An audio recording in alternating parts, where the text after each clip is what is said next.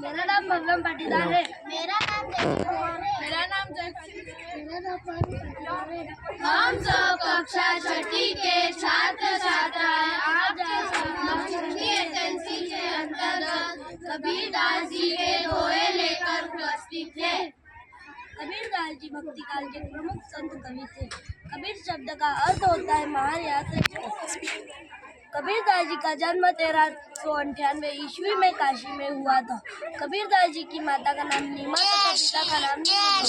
कबीरदास जी के दोहे उनकी प्रमुख रचनाओं में से एक। कबीरदास जी ने दोहों के माध्यम से सभी लोग समाज को सच्चा मार्ग तथा व्यावहारिक ज्ञान प्रदान किया। कृपया ध्यान से सुनिए, इसके पश्चात आपसे प्रश्न पूछे जाएंगे। इस बॉक्स में से पर्ची उठाइए।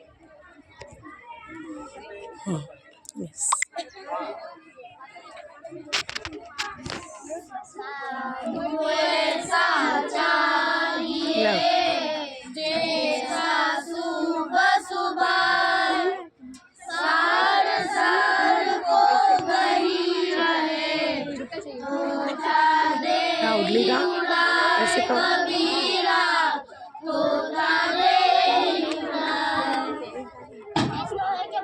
कबीरदास जी यह कहते हैं कि इस संसार में साधु यानी सज्जन पुरुष का जीवन ऐसा होना चाहिए जिस प्रकार अनाज साफ करने वाले सूप का होता है।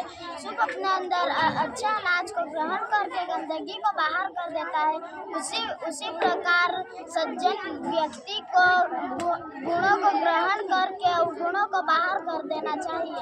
धन्यवाद। कृपया इस बॉक्स में से एक पर्ची उठाइए। बहु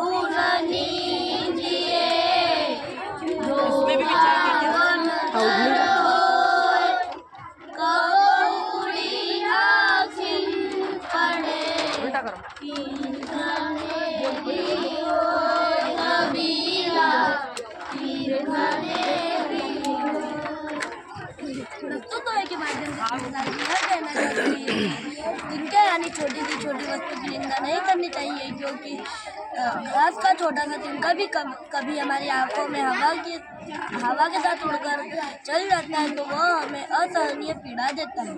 और सभी वस्तुएं अपनी अपनी जगह पर श्रेष्ठ होती हैं। कृपया कर इसको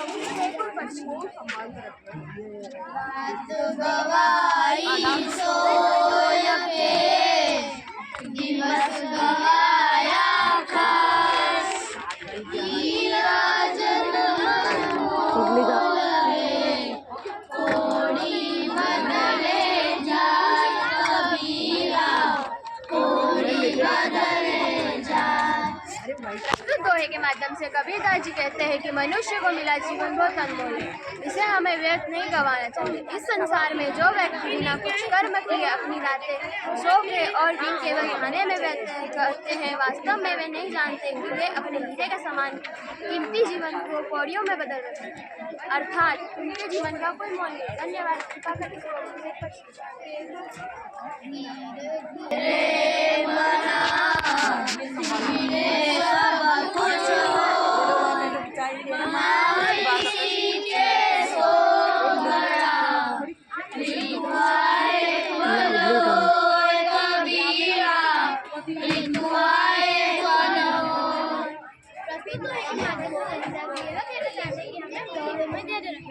क्योंकि हर कार्य को करने का एक सही समय आता है, हमें धैर्य रखो, समय का इंतजार करना चाहिए।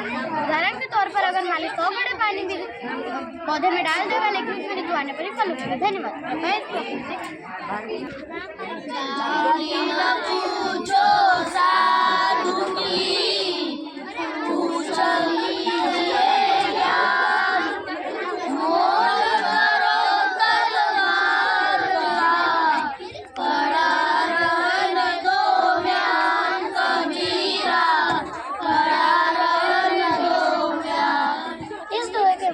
कबीरदास जी यह कहना चाहते हैं कि साधु यानी सज्जन व्यक्ति की जाति न पूछकर उसका महत्वपूर्ण ज्ञान पूछना चाहिए, क्योंकि साधु की जाति या धर्म महत्वपूर्ण होता है, साधु का ज्ञान महत्वपूर्ण होता है। उदाहरण हमें साधु की हम अगर तलवार लेने जाते हैं तो हम तलवार की धार देखते ना कि उसका। धन्यवाद। मैं